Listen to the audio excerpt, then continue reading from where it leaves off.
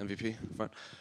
First of all, congratulations on a successful UFC debut. I guess the octagon jitters, were they real when you made that walk in there? It's weird because, you know what, from start to finish, I felt confident. And then, you know, when I got in there, it wasn't like I wasn't confident. I was still feeling confident, but my body just wasn't functioning in the way I wanted it to. I don't know what it was down to, but it's the first one. You know, I did what I needed to do to win. I felt miles better than him, and I just felt like I could have done a lot more, and definitely have got the finish if I was, you know, in order. But you know, we got the dub. Did that feeling last the whole fight, or like after the first round, you actually just shake off?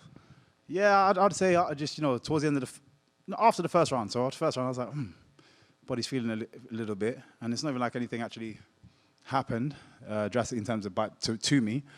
But like I said, you know, I like to be very hard on myself, winning or losing.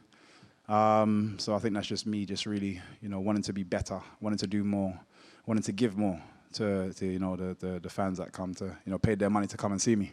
In terms of the actual fight, could you get a sense of him getting frustrated in there? Because it looked like he was just shaking his head and stuff. Yeah, no, definitely.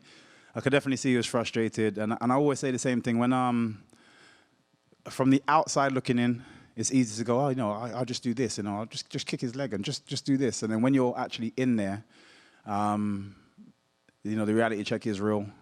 I am a lot faster than, you know, it may seem. I know people can say, oh yeah, you can see that he's fast, but when I actually hit you with something, it's really fast when you're trying to land shots and nothing's landing.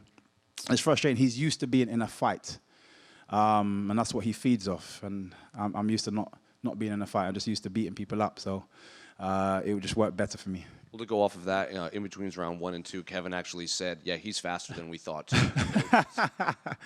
This is what you got to love about him. He's again, in his own way, he's extremely entertaining. Like we spoke in, I think it was like, I don't know, the 3rd round. Yeah, we was in a clinch, and he's like, "Man, you slippery as hell." I was like, "You was in the 1st round." He's like, "I must just be that black man cocoa butter." I literally just couldn't do nothing but laugh in that moment. Yeah, it was great. It was great to share the cage with him. Well, I know you were hunting for that finish, but could this have gone better for you? Like there were a lot of those like highlight signature moments. He got you down. You escaped submissions. You got up. You know, you played with him. Could this have gone any better outside of getting the finish? Yeah, no, I think getting the finish, but I just know I could have done more. Like even him putting me in those somewhat dangerous positions just shouldn't have happened. You know, I just made a few silly errors, but I felt confident. You know, recovering, getting back to my feet. You know, escaping the cage multiple times when he's trying to press me on the cage, and he's very good at his elbows. But we worked on that, so we knew exactly which way to exit to kind of stop him from doing those things. So yeah, you know, still a good day in the office.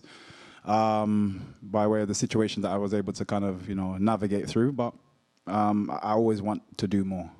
In your post-fight interview, you said, you know, you felt you still had a lot of work to do in there. Is that just your own self-criticism, or do you have like specific things you need to work on? Yeah, it's definitely me. Definitely me. I want to be better. I want to do better. And don't get me wrong. Let's say 2nd round, 3rd round, I got the finish. I would have said the same thing. I would have said exactly the same thing, because there's just moments in there that I just know what I can do, and I, you know, wasn't able to execute. Talk to me about that entrance. We saw with Israel, you came out with the cape and everything. So what went into that thought? To be fair, we had quite a bit more. It would have been even more entertaining. UFC was like, you know, calm down, it's your first one. So yeah, we had to strip it back a little bit. But I just like to make it a show, and it helps me. It helps me just relax when I'm just putting on a show. It just helps the time fly by and have me just have the best time ever. When I'm in that mode, I feel like I'm the most dangerous. And last one for me: when would you like to get back into the octagon? And I know the UFC hasn't been to the UK yet this year. Is it a no-brainer that you're going to be on that card? No, it's hard to say. I think it's June, isn't it? July. It depends. It depends. We go back. I don't like to make those kind of decisions. My coach, my manager, you know, they'll sit down. We'll go through what I know I need to work on, what you know, my coach wants me to work on, and we'll navigate and say, look, is that the right time to get back in? Yes, no. We'll go from there. But you know, if I could fight next week, I'll fight. Do I have any cuts on me? Yeah, exactly. That's. Michael, what were you and Kevin talking about after the fight? Obviously, he was frustrated, but it looked like you had like quite a long exchange in there. I'm a bit of a wind-up. And seeing that he was frustrated, straight afterwards, I was like, oh, you could have done a lot more in there, couldn't you? He's like, what did you say? I was like, you could have done a lot more. And he's like, yeah, I hate fighting guys like you. You move too much. But yeah, no, it's, it's just a little bit of banter, so just between us, but it's all good. Is there a part of you that feels like it took you, your journey was a long one to get to the UFC? Is there a part of you now that feels like, oh, I got to like rush this now. I've got to make the most of it, try and get as far as I can, as fast as I can? Or do you think, no, I'll take it at my own pace. The opportunities will come when they come? No, 100%. I'll take it at my own pace. But the reason I put myself in the deep end first is because so I'm not starting from, far behind and having to make too many jumps forward to get there. Because then now I don't feel in a rush. I fought an amazing athlete in Kevin Holland. Very high, towards the top of the table of the UFC. So I don't need to rush. I'm already there. MVP right here. Before this, you mentioned one of the things is that you liked the canvas in the UFC. And then we saw a couple of maybe slips tonight. Were there issues with the footing at all? Was that just nervous energy or?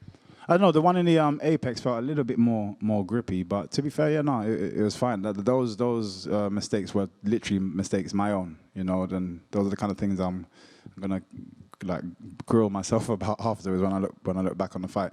But yeah, they were my mistakes. And then Kevin made a big deal about the level of competition. Did you feel motivated at all to kind of go out and make a statement tonight because of that? I don't need anybody else's judgments, opinions, criticisms to have that pressure on myself. I don't like to do it from outwards in. I like to, I put those goals, I put those pressures, I put those, those wants, those needs to be better, and on myself, and then I go from there. Last one for me. I mean, I think a lot of people would like to see you against Wonderboy at some point, but are there names that you have in mind for next up? Nah, like I said, I'm just chasing the top of the hill. Whoever's there, when it's time for me to perform, that's the person I go for. For me, I leave that to my coaches. We have enough stress in the gym. Congrats. Thank you. Michael, just one.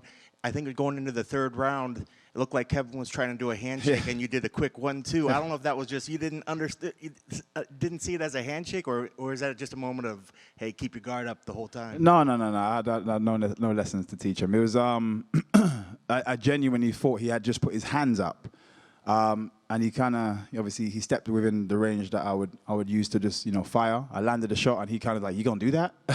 And I looked at him like, what's he talking about? And he's like showing me that he went to put his hand out. I was like, I'm so sorry. Just jump back up. This suits me better on my feet anyway. So it did look like you went back to give him a handshake after that. Yeah. Realized it. Yeah, no, 100%. That's not me at all. I don't need to, take shortcuts to beat my opponent or, any dirty tricks. So I genuinely, it was a mistake. Allowed him the space to get back up, and we went from there.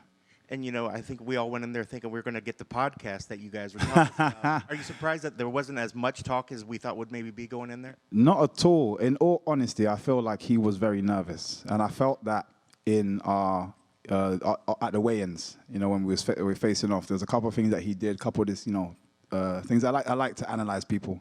There's a couple of things that he did that I was like, no, this man's nervous, and which is why, especially when you're getting hit and you're trying so hard to figure out the jigsaw puzzle of MVP in front of you, it's hard to want to talk at the same time. So the only times we had a little bit of conversation when we was clinched, and that's because I'm not moving. I was going to say, it definitely seemed like the movement was very frustrating for him, because then when he would try to catch up to you, he'd throw these big shots and you just ducked under. Was that a big part of the game plan? Did you know that you would frustrate him with the movement?